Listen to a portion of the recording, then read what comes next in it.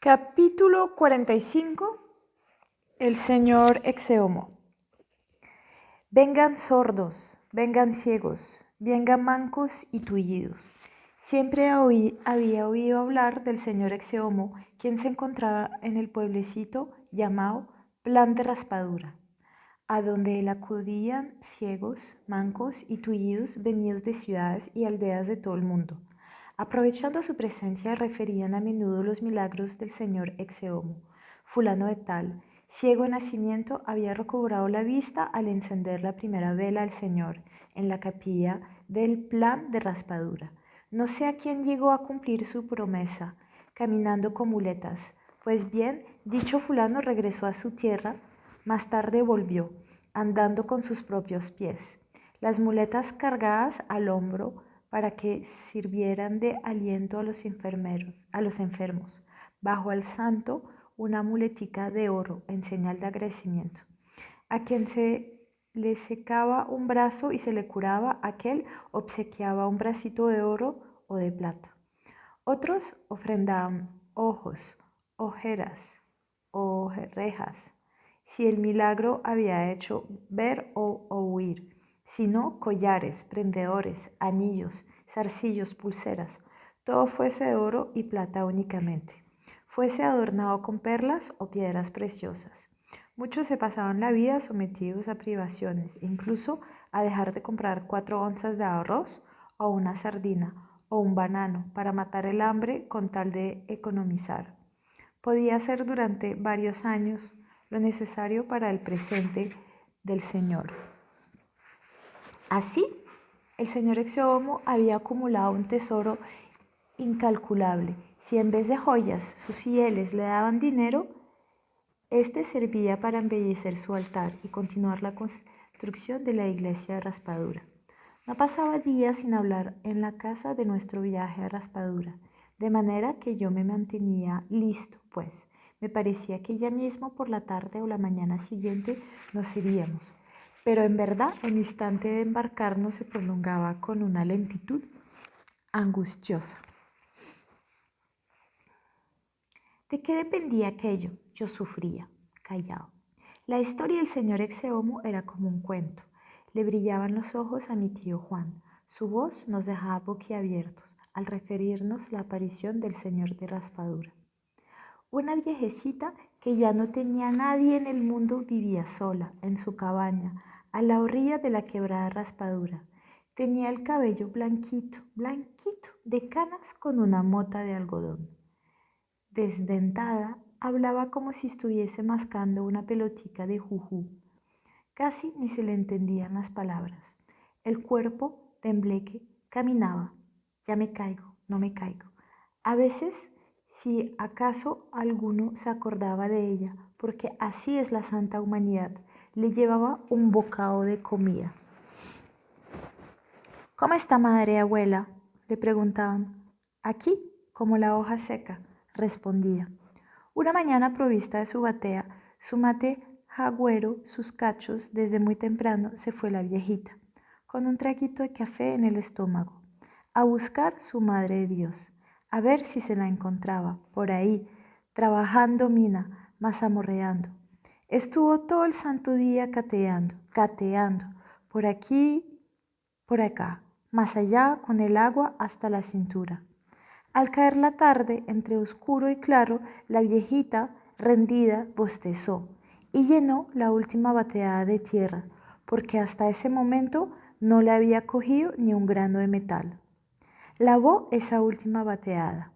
Al hacer la ceja, vio al borde de la batea una cosita, revuelta, con unos granitos de oro y platino. La cosita se movía, pero como si estuviese pegada, como no pudiera salirse. A la viejita le pareció ser algo semejante a un pedacito de papel o de trapo, enrollado. La viejita, atrigada, con sus deditos entumidos de frío, lo coge, lo desenrolla. Como ella estaba casi ciega, se los restrega. Se restrega los ojos a ver si se ve más claro. Mientras tanto, le pareció que el trapito se había puesto más grande y lo metía en el mate. Arregló sus corrotes dentro de la batea, la cual se colocó sobre la cabeza. Se salió del río, se fue caminando por la playa, hacia su casa. Lo que contestó fue que el pedacito de trapo estaba más grande y ya no cabía dentro del mate. Sin embargo, recapacitó. Así como estaba, lo había hallado, pero al principio ella no se había fijado bien. Lo extendió en el plan de la batea. Lo pisó con el mate para que el viento no se fuera a llevar. Siguió caminando. Notó que su cosa ya estaba tan grande como un pañuelo. Siguió su camino. El pañuelo ya estaba como una pañoleta. Y cuando pisó el primer escalón de la escalerita de subir a la casa, la pañolita no le cabía en la batea. En estico, la viejita alumbró su lamparita de querosín.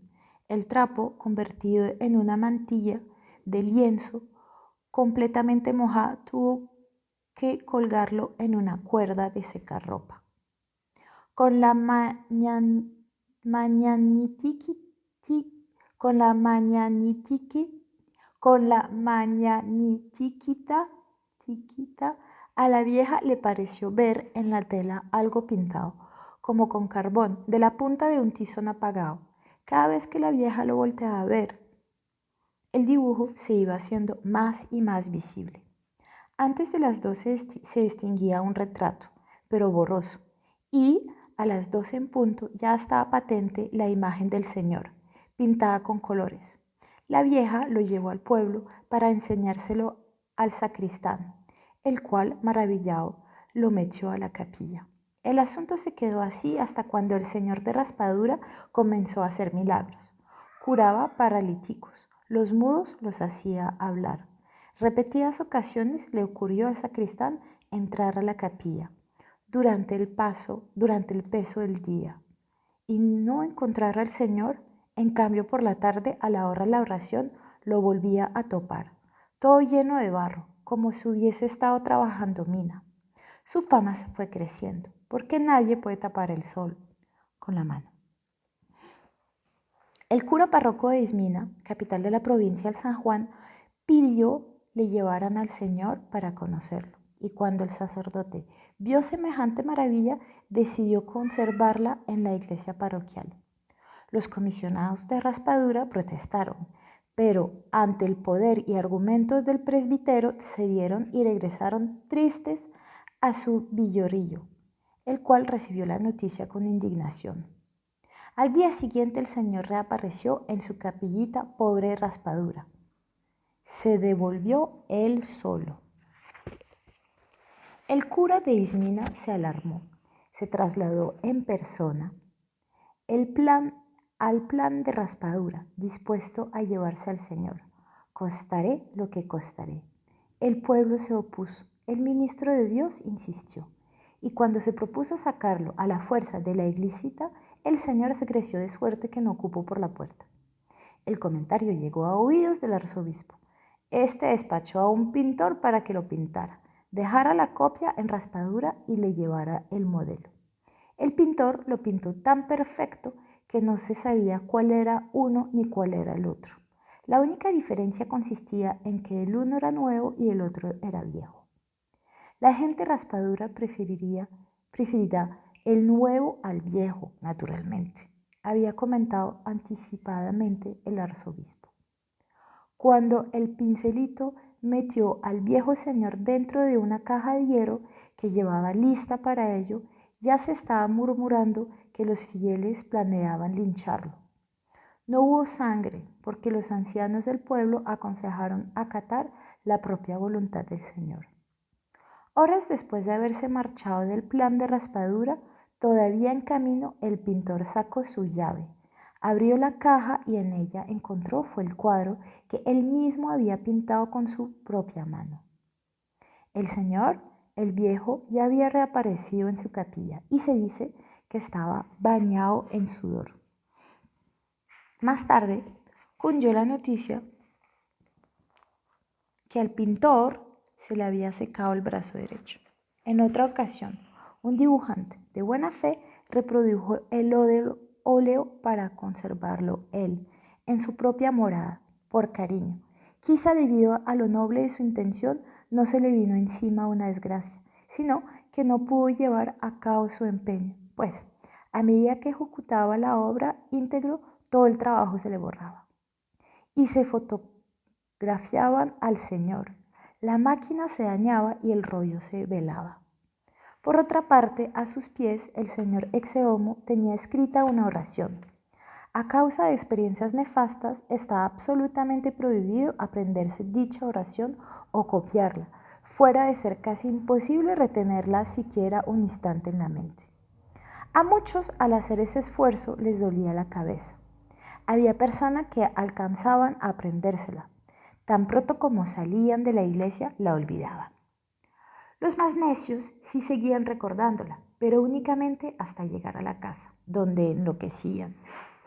Dentro de la iglesia se aconsejaba no clavarle la vista fija al señor Exeomo porque él tenía los ojos vivos y aquel que lo miraba de más podía quedar ciego. Por eso era que donde uno se colocara, aún no estando exactamente frente a su cara, el Señor lo iba siguiendo con la vista, desde su altarcito, en el fondo del rincón izquierdo, al lado del altar mayor.